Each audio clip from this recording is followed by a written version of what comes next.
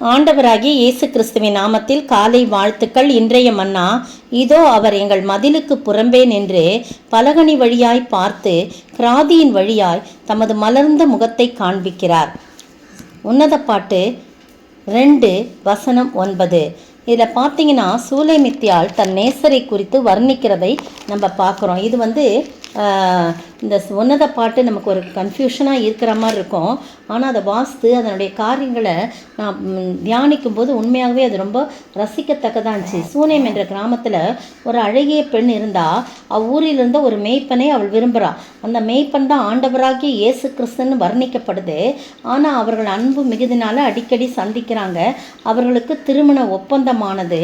ஆயினும் அவர்கள் அடிக்கடி சந்திப்பதை அவருடைய சகோதரர்கள் விரும்பாதால் திராட்சை தோட்டத்தை காவல் காக்கும்படி வைத்தார்கள். வசனம் 1:6 சொல்லப்பட்டிருக்குது.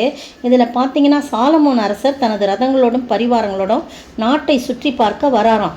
சூனேம் ஊரில் ஒரு அழகிய பெண்ணை கண்டார். அந்த பெண்ணுக்கு சூலமித்தின்னு பேர். அவனுக்கு அதான் மேய்ப்பன் சொன்னார் இல்லையா, மேய்ப்பனுக்கும் இடையே இந்த அன்பை குறித்து அப்பெண்ணை தன் மனைவிகளில் ஒருத்தியாக ஆக்குவதென்று சாலமோன் அரசன் முயன்றான். ஆனால் அவன் நேசர் மேலே வச்சிருக்க அன்பை பார்த்து தன்னுடைய அரண்மனைக்கும் அழைச்சிட்டு வராரு. ஆனால் அவள் அந்த ஆடம்பரத்தை என்ன பண்ணல, அவள் விரும்பலை. நேசர் மீது மேய்ப்பராகிய பாருங்க, நல்ல மேய்ப்பராகிய கிறிஸ்துவிடம் உறுதியான அன்பு கொண்டிருக்க வேண்டும் என்பதை தான் இந்த நூல் விளக்குது. அந்த அன்பு உறுதியாக இருக்கும் என்றால் பாருங்க, மேலும் கிறிஸ்து நமது பாவங்களை போக்குவதற்காக மரித்தார் என்று நன்றியோடு இருப்பது மட்டுமல்லாமல் ஒவ்வொரு நாளும் அவருடைய பிரசன்னத்தில் அவரோடு நெருங்கி வாழும் வாழ்க்கைக்கு தான் இந்த நூல் வழி வகிக்கிறது என்று சொல்லி இந்த நூலை குறித்து ஒரு விளக்கம் கொடுக்கப்பட்டிருக்குது. இந்நூலில் மிக முக்கிய வசனம், என் நேசர் என்னுடையவர், நான் அவருடையவள். இது ரொம்ப முக்கியமான வசனம். 2ஆம் அதிகாரம் 16ஆம் வசனத்தில் இதற்கு ஒப்பான வசனங்கள் 6, 3, 7, 10. இப்போ நம்ம வாஸ்த வசனத்தில் பார்த்தீங்கன்னா அது அப்படியே அந்த சூலமித்தி சொல்கிறா. என்ன சொல்கிறா அப்படின்னு சொல்லும்போது, என் நேசர் எருசலேமின் குமாரத்திகளே, எனக்கு பிரியமானவளுக்கு மனதாகும் மட்டும் நீங்கள் அவளை விழிக்க பண்ணாமலும் எழுப்பாமலும் இருக்கும்படி வெளிமான்களின் மேலும் வெளியின் மறைகளின் மேலும் உங்களை ஆணையிடுகிறேன். இது என் நேசரின் சத்தம். இதோ அவர் மலைகளின் மேல் குதித்தும் மேடுகளின் மேல் துள்ளியும் வருகிறார் அப்படின்னு சொல்லிட்டு என் நேசர் வெளிமானுக்கும் மறைக்குட்டிக்கும் ஒப்பா இருக்கிறார். இதோ அவர் எங்கள் மதிலுக்கு புறம்பே நின்று பலகனி வழியாய் பார்த்து கிராதியின் வழியாய் தமது மலர்ந்த முகத்தை காண்பிக்கிறார். ஒவ்வொரு நாளும் ஆண்டவருடைய முகத்தை பற்றி நம்ம தியானிக்கிறோம். இன்றைக்கு பார்த்தீங்கன்னா மலர்ந்த முகம் பாருங்க, அவரும் அவளை மலர்ந்த முகம்னு சொல்கிறாங்க. இயேசுவும் அந்த மேய்ப்பரை என்ன பண்ணுறாரு, அவளுடைய முகத்தை பற்றி சொல்கிறார். அவளுடைய முகம் மிகவும் அழகாக இருக்குது அப்படின்னு சொல்லலாம். பாருங்கள் 14ஆம் வசனத்தில், என் புறாவே உன் முகரூபத்தை எனக்கு காண்பி, உன் சத்தத்தை நான் கேட்கட்டும் அப்படின்னு சொல்லிலாம் அவருடைய முகரூபத்தை பற்றி நிறையா சொல்கிறத பார்க்குறோம். அதுக்கெல்லாம் நமக்கு ரொம்ப விளக்கம்லாம் நமக்கு முடியாது. அப்போ நேசரை காணாமல் கதவை தட்டுறார் அவர். என் நேசருக்கு கதவை திறக்க நான் எழுந்திருந்தேன். பூட்டின கைப்பிடிகள் மேல் என் கைகள் இருந்தது. எது 5ஆம் அதிகாரத்தில் 5ஆம் வசனம் பாருங்கள். வெள்ளைப்போளமும் என் விரல்களிலிருந்து வாசனையுள்ள வெள்ளைப்போளமும் வடிந்தது. என் நேசருக்கு கதவை திறந்தேன், என் நேசரோ இல்லை, போய்விட்டார் அப்படின்னு சொல்லிட்டு அங்கே உள்ளவங்ககிட்டலாம் அந்த எல்லா குமாரத்திகள், எருசலேமின் குமாரத்திகிட்டலாம் அவள் கேட்குறா, என் நேசர்களை கண்டீரா, என் நேசரை கண்டீர்களான்னு சொல்லி அப்படியே தெருவில் அல்லமோதுரா. அப்போ என் நேசரை காணாமல் நான் சோகமடைந்திருக்கிறேன் அப்படின்னு சொல்கிறான். அப்போ அந்த சொல்கிறாங்க 9ஆம் வசனம் பாருங்கள், ஸ்திரீகளுக்குள் ரூபவதியே, மற்ற நேசரை பார்க்கலும் உன் நேசர் எதனால் விசேஷித்தவர். இவ்வளோ ரொம்ப அழகானவ, அவளுடைய முகரூபம் ரொம்ப அழகாக இருக்கும். அப்போ அந்த ஸ்திரீகள்லாம் கேட்குறாங்க, உன் நேசர் எதனால் விசேஷித்தவர், உன் நேசர் எதனால் விசேஷித்தவர், நீ இப்படி எங்களை ஆணையிட மற்ற நேசரை பார்க்கணும், உன் நேசர் எதனால் விசேஷத்தன்னு கேட்டோன்னே அப்படியே அந்த நேசரை வர்ணிக்கிறார். அதில் முகத்தை பற்றி சொல்லும்போது பாருங்கள், அவருடைய கன்னங்கள் கந்தவர்க்க பாத்தி போலவும் வாசனையுள்ள புஷ்பங்களைப் போலவும் இருக்கிறது.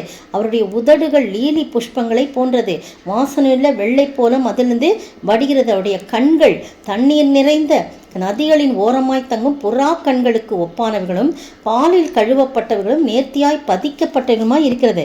அப்போ பார்த்தீங்கன்னா அவருடைய முகம் எவ்வளோ அழகாக இருக்கும்னு பாருங்கள். 16ஆம் வசனம் 5:16, அவர் வாய் மிகவும் மதுரமாக இருக்கிறது, அவர் முற்றிலும் அழகுள்ளவர், இவரே என் நேசர், எருசலேமின் குமாரத்திகளே, இவரே என் சிநேகிதர் என்று சொல்லி அந்த ஃப்ரெண்ட்ஸுங்கிட்டலாம் அவர் சொல்கிறத பார்க்குறோம். அப்படி அழகிய மலர்ந்த முகத்தை அவள் மீது அவர் பார்க்குறோம். அவர் மிகவும் அழகானவர். அந்த மலர்ந்த முகத்தை அவள் மீது வந்து அவர் பார்க்குறத நம்ம பார்க்குறோம். இந்த அருமையான வேளையில் உங்களையும் என்னையும் அந்த மலர்ந்த முகத்தோடு அவர் பார்த்தார் என்று சொன்னார். நம்முடைய வாழ்க்கையில் உள்ள எல்லா கஷ்டங்களும் மறைந்துவிடும். பிரியமானவர்களே, எப்பொழுதுமே சந்தோஷமாக இருக்கும்போது கஷ்டம்லாம் நீங்கும். அதான் என் நேசர் வந்து தம்முடைய மலர்ந்த முகத்தை நமக்கு காட்டினார் என்றால் நம்முடைய கவலைகள், கஷ்டங்கள், கண்ணீர் எல்லாம் போய்விடும். எனவே அவருடைய மலர்ந்த முகத்தை நோக்கி பார்ப்போமா? அவர் அழகானவர், அவர் அருமையானவர், அவர் இனிமையானவர், போதுமானவர் என்று சொல்லி அவள் வர்ணிக்கிறார். நீங்களும் நானும் வர்ணிப்போமா? ஜெபிப்போம். அழகானவர், அருமையானவர், இனிமையானவர், மகிமையானவர், மீட்பரானவர் அவர் இயேசு, இயேசு, இயேசு. சேனைகளின் கர்த்தர், நம் மகிமையின் ராஜா, என்றும் நம்மோடு இருக்கும் இம்மானுவேலன். இம்மட்டும் இனிமேலும் எந்த நேசர், இம்மட்டும் இனிமேலும் எந்த நேசர், என்னுடையவர், என் ஆத்மநேசரே. அழகானவர், அருமையானவர், இனிமையானவர், மகிமையானவர், மீட்பரானவர் அவர் இயேசு, இயேசு, இயேசு. ஸ்தோத்திரிக்கிற ஆண்டவரே, துதிக்கிற ராஜா, நீர் அழகானவர். உடைய மலர்ந்த முகத்தை எங்கள் மீது வீசும்போது உடைய கஷ்டமெல்லாம் நீங்கும் ஆண்டவரே. அப்படிப்பட்ட மலர்ந்த முகத்தை எங்கள் மீது வீச செய்யுங்க ஆண்டவரே. அதற்கு எங்களை தகுதிப்படுத்துங்க. உண்மை வாஞ்சிக்கணும் ஆண்டவரே, உண்மை தேட நாங்கள் வாஞ்சிக்கணும். எப்படியாவது என் நேசரை கண்டீர்களா, என் நேசரை நான் பார்க்க வேண்டும் என்று சொல்லி அவள் சூலமெத்தி வாஞ்சித்தது போல நாங்கள் வாஞ்சித்து உண்மை தேடும்போது நீர் உடைய மலர்ந்த முகத்தை எங்களுக்கு காண்பித்து எங்களுடைய துக்கத்தெல்லாம் மாற்றுகிறவராயிருக்கிறீர். அப்படிப்பட்ட ஆசீர்வாதத்தை நாங்கள் பெற்று வாழ நீர் கிருபை செய்ய வேண்டும் என்று கர்த்தரும் மீட்பரும் ராஜாவாகிய இயேசு கிறிஸ்துவின் விலையேற பெற்ற நாமத்தில் ஜெபிக்கிறேன் பிதாவே, ஆமீன். நேற்றைய பதில் இரவின் 4ஆம் ஜாமத்திலே. மத்தேயு 14:25. இன்றைய கேள்வி: இயேசுவின் சகோதரர்கள் யார்? இயேசுவின் சகோதரர்கள் யார்?